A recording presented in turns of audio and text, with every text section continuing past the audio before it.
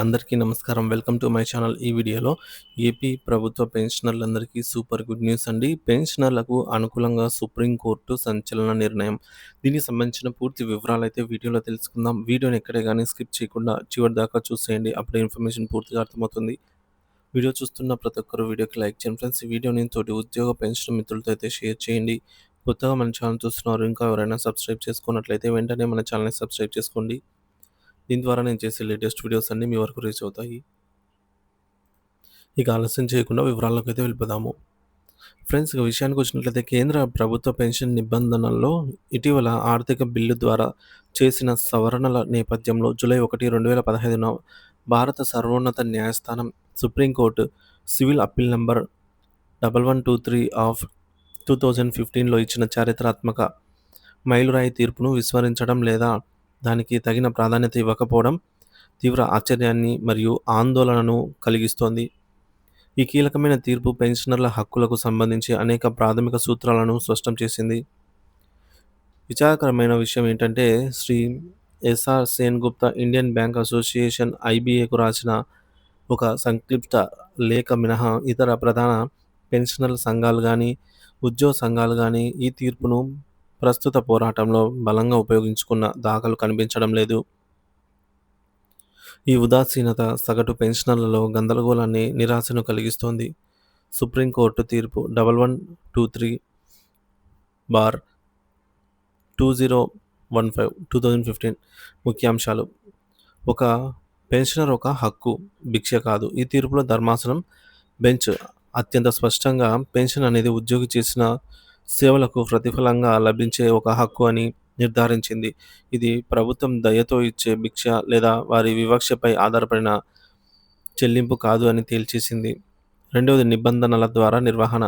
Pension అనేది నిర్దిష్టమైన నియమ నిబంధనల ద్వారా నిర్వహించబడుతుందని, ఆ నియమాల పరిధిలోకి వచ్చే అర్హులైన ప్రతి ప్రభుత్వ ఉద్యోగికి పెన్షన్ పొందే తిరుగులేని హక్కు ఉంటుంది అని స్పష్టం చేసింది. పెన్షన్ సవరణ మరియు వేతన స్కేల్స్ సవరణ అవిభాజ్యం. ఈ తీర్పు గుర్తించిన అత్యంత కీలకమైన అంశాల్లో ఒకటి పెన్షన్ సవరణ మరియు వేతన స్కేళ్ల సవరణ. రెండు విడదీయలేనివి. అనగా వేతన స్కేళ్లు సవరించబడినప్పుడు దానికి అనుగుణంగా పెన్షన్ కూడా సవరించబడాలనేది సహేతుకమైన మరియు చట్టబద్ధమైన సూత్రం అని గుర్తించింది. ఈ రెండింటి మధ్య సహజమైన తార్కిక సంబంధం ఉందని, వాటిని వేరు చేసి చూడటం సరికాదని నొక్కి చెప్పింది.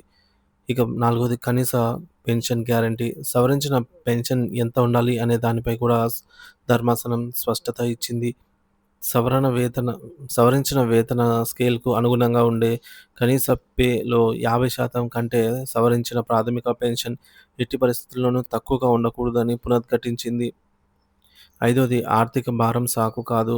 పెన్షనర్లకు చట్టబద్ధంగా రావాల్సిన బకాయిలను లేదా పెన్షన్ ప్రయోజనాలను నిరాకరించడానికి ప్రభుత్వంపై ఆర్థిక భారం పడుతుంది అనే వాదనను న్యాయస్థానం అంగీకరించలేదు. ప్రభుత్వాలు తమ బాధ్యతలను నెరవేర్చాలని, అనవసరమైన వ్యాజ్యాలను ప్రోత్సహించకూడదని, పెన్షనర్లను కోర్టుల చుట్టూ తిప్పకూడదని హితవు పలికింది. ఆరోది, పెన్షన్ అప్గ్రేడేషన్కు హక్కే. పెన్షన్ సవరణ, వేతన స్కేల్స్ సవరణ విడదీరానివి అనే సూత్రం ఆధారంగా మరియు పెన్షన్ అనేది భిక్ష కాదు, హక్కు అని సమర్థించినప్పుడు తార్కికంగా పెన్షన్ అప్గ్రేడేషన్ కూడా పెన్షనర్ యొక్క హక్కే అవుతుంది తప్ప అది ప్రభుత్వం కల్పించే అదనపు సౌకర్యం కాదు అని నివారించడానికి బలమైన ఆధారం లభించింది. ఫైనల్గా ఏడవది, డిఎస్ నకారా కేసుకు అనుగుణంగా ఈ తీర్పు యొక్క మూలాలు పెన్షనర్ల వర్గీకరణకు వ్యతిరేకంగా పోరాడిన చారిత్రాత్మక డిఎస్ నకారా మరియు ఇతరులు వర్సెస్ యూనియన్ ఆఫ్ ఇండియా కేసులో స్థాపించబడిన సూత్రాలపైన అయితే ఆధారపడి ఉంది ఈ యొక్క అంశము. ప్రస్తుత ఆందోళనలు. సుప్రీంకోర్టు ఇంత స్పష్టంగా పెన్షన్ హక్కుగా గుర్తించి వేతన సవరణతో పెన్షన్ హక్కులకు విడదీయని సంబంధం ఉందని చెప్పినప్పటికీ, ఇటీవల ఆర్థిక బిల్లు ద్వారా కేంద్ర ప్రభుత్వం పెన్షన్ విషయంలో పూర్తి విచక్షణాధికారాన్ని, ముఖ్యంగా పదవీ విరమణ తేదీ ఆధారంగా ప్రయోజనాలను నిర్ణయించే అధికారం తీసుకునే విధంగా చట్ట సవరణలు చేయడం పైన పేర్కొన్న తీర్పుకు స్ఫూర్తికి విరుద్ధంగా ఉందని పెన్షనర్లు భావిస్తూ ఉన్నారు. సో పెన్షనర్లు వారి పాతవారు, కొత్తవారు అని ఈ విధంగా లేదా పదవీ విరమణ తేదీ ఆధారంగా విభజించి ప్రయోజనాల్లో వ్యత్యాసం చూపించడం ఏమటుకు సరైన విధానం కాదు అని ఇది నకారా కేసు మరియు సివిల్ అప్పీల్ 1123/2015 కేసుల స్ఫూర్తిని దెబ్బతీస్తుందనైతే వారు వాదిస్తున్నారు. సివిల్ అప్పీల్ తీర్పుకు పెన్షనర్లకు ఒక మూలమైన చట్టబద్ధమైన రక్షణ కవచం లాంటిది.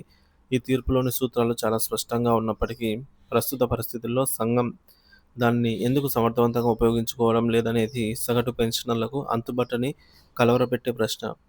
సుప్రీంకోర్టు తీర్పులను గౌరవిస్తూ పెన్షనర్ల హక్కులను పరిరక్షించే దిశగా ప్రభుత్వం మరియు సంబంధిత సంఘాలు చర్యలు తీసుకోవాల్సిన అవసరం ఎంతైనా ఉంది.